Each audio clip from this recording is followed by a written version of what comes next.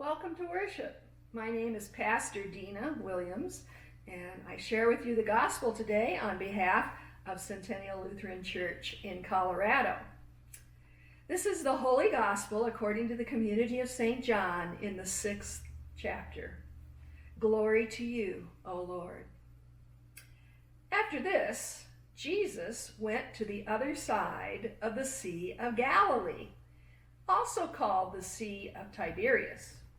A large crowd kept following him because they saw the signs that he was doing for the sick. Jesus went up the mountain and sat down there with the disciples. Now, the Passover, the festival of the Jews, was near. When Jesus looked up, he saw a large crowd coming toward him. He said to Philip, "Where are we going to buy bread for these people to eat?" Now Jesus said this to test him, for Jesus himself knew what he was going to do. Philip answered him, 6 months' wages would not buy enough bread for each of them to get a little. One of his disciples, Andrew, Simon Peter's brother, said to Jesus, "Well, there is a boy here who has 5 barley loaves and 2 fishes. But what are those among so many people?" Jesus said, "Make the people sit down." Now there was a great deal of grass in the place, so they sat down, about 5,000 in all. Then Jesus took the loaves, and when he had given thanks, he distributed them to those who were seated, so also the fish, as much as they wanted. When they were satisfied, he told his disciples, "Gather up the fragments that are left, so that nothing may be lost." So they gathered them up, and from the fragments of the 5 barley loaves left by those who had eaten, they filled 12 baskets. When the people saw the sign that Jesus had done, they began to say, "This is indeed the prophet who is come into the world." When Jesus realized that the people were about to come and take him by force and to make him king, he withdrew again to the mountain by himself. When evening came, his disciples went down to the sea, got into a boat, and started across the sea to Capernaum. It was now dark, and Jesus was not yet with them. The sea became rough because a strong wind was blowing. When they had rowed about 3 or 4 miles, they saw Jesus walking on the sea and coming near the boat, and they were terrified. But Jesus said to them, "It is I, do not be afraid." Then they wanted to take him into the boat, and immediately the boat reached the land toward which they were going. The gospel of the Lord. Praise to you, O Christ. We've heard from the Gospel of Mark all summer.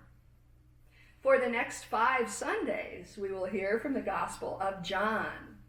Now, this is really Mark's lectionary year, but John doesn't have a place in the 3-year cycle of Gospel readings, so he gets inserted here and there into Mark's year. It's a major shift, moving from Mark to John. It's a shift worthy of our attention. Which was the very first of the 4 Gospels to be written? Mark. The writer of the Gospel of Mark used street Greek so that his book could be easily understood by all the people. There is an urgency about his writing. He uses the Greek word outhus, which means immediately, 41 times in the Gospel. Some scholars find the shortest of the 4 Gospels to be an underground letter of protest against the Roman government. The the writer of Mark has a mission. He focuses on his goal. He makes sure that his writing is easily understood. What was the very last of the 4 Gospels to be written? Yes, John. The writer of the Gospel of John is quite literary. There is beauty and poetry in his writing. The writer uses metaphors and figurative language to describe the love of God as it comes to us in Jesus. John writes of signs and wonders and miracles. His lessons for us are full of love. The love of God for us, our call to love one another, God's love for all people. Now, one of John's very favorite metaphors for love is bread. And over the next 5 Sundays, we will hear 5 stories from John about bread. Pastors have been known to plan their vacations in the middle of these 5 Sundays because they run out of things to say about bread. I am very glad that the very first bread Sunday of the 5 dreaded bread Sundays is the one that I get to spend with you. So here we go. Bread Sunday, number 1. It's a story with which most of us are familiar. Jesus performs a miracle. He feeds a large crowd, as many as 5,000 people with a very small quantity of food. The details vary, but this bread story is found in one form or another in all 4 Gospels. It must be important. The various Gospels' accounts of Jesus feeding the crowds are often conflated. We take details from each of the Gospels and we produce one homogeneous story, so that in the story we tell there are 5 loaves and 2 fishes and 5,000 people. There are 12 baskets left over, and there are skeptical disciples. Today, let's look carefully at John's story, and only John's story. John's story begins with Jesus crossing the Sea of Galilee, which is not really a sea. It's a body of water, a large inland lake. And Jesus crosses this body of water often, back and forth in all 4 Gospels. So nothing peculiar here in John's story. A crowd gathers. In all the Gospels, the crowd gathers because they have heard and witnessed the signs and miracles of Jesus. John, though, gives one and only one reason for the crowds following Jesus. There it is in verse 2. A large crowd kept following him. Why? Because they saw the signs that Jesus was doing for the sick. In John, it is Jesus' compassion for the sick that brings the crowds. It is Jesus' compassion, his love, not his prophecies or his parables, not his ability to calm the sea, not his teaching. It is Jesus' love for the sick that causes the crowds to follow him in John's gospel. Compassion, love. I wonder if this is a common theme for John. Let's see. Jesus asked the disciple Philip, "Where are we to buy bread for these people?" And then, right there in verse 6, we read, Jesus asked the disciples this question to test them, for he himself knew what he was going to do. There is no talk of sending the crowd away to find food as there is in the other three Gospels. Why? Because Jesus knows what he is going to do. He will feed the people. John's Jesus shows immediate, unmerited, passionate love for the people. The crowd will remain. The crowd will be fed. No one will be sent away. Love. Now, it is only in John's gospel that a little boy shows up in the story. Wonder why the writer of John includes a child in the story. The disciple Andrew says to Jesus, there is a boy here who has 5 barley loaves and 2 fish. That's it. That's all the food the disciples can find among 5,000 people. A child, a little boy. His mother packed him a lunch.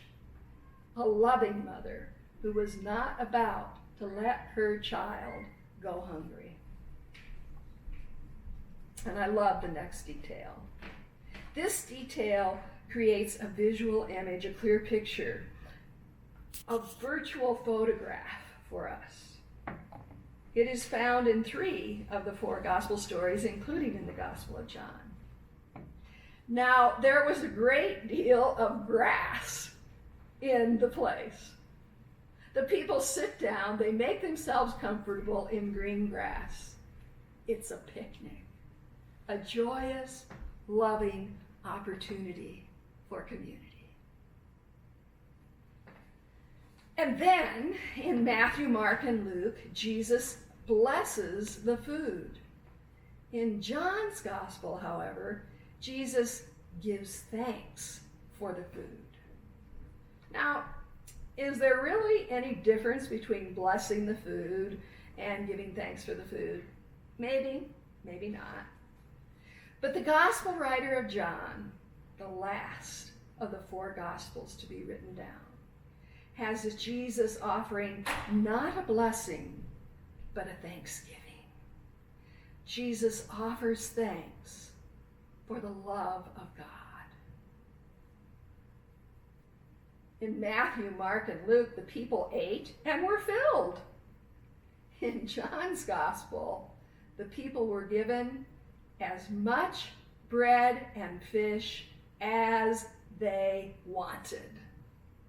In John, there is abundance, not just enough to fill the people, but enough to give them all they wanted, all they could eat, and more. Love, overflowing, more than necessary, unbounded, limitless bread, unbounded, limitless love. And here ends the story for Matthew, Mark, and Luke, but not for John. In John, the people see the miracle of the bread, the loaves and fishes.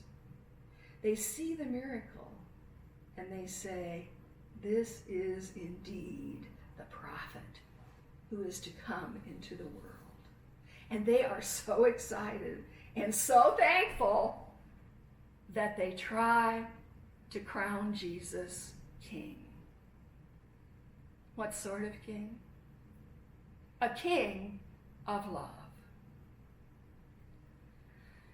The writer of John's gospel in metaphor and with signs and wonders and miracles and healings teaches us in special ways about God's love. Jesus' love for the sick brings the crowd. Out of Jesus' love for all people, he himself makes the decision to feed them, and not just enough to fill them, but to give them as much as they wanted. Jesus prays, not just a prayer of blessing for the food, but a prayer of thanksgiving, a prayer of thanks for God's infinite love for him and for all people. So may we evidence love in our lives, in our language, in our interactions with others, in our conversations, even on Facebook, in our prayers. May we lift up God's no matter what love, love for us and love for all people, just like John. Amen.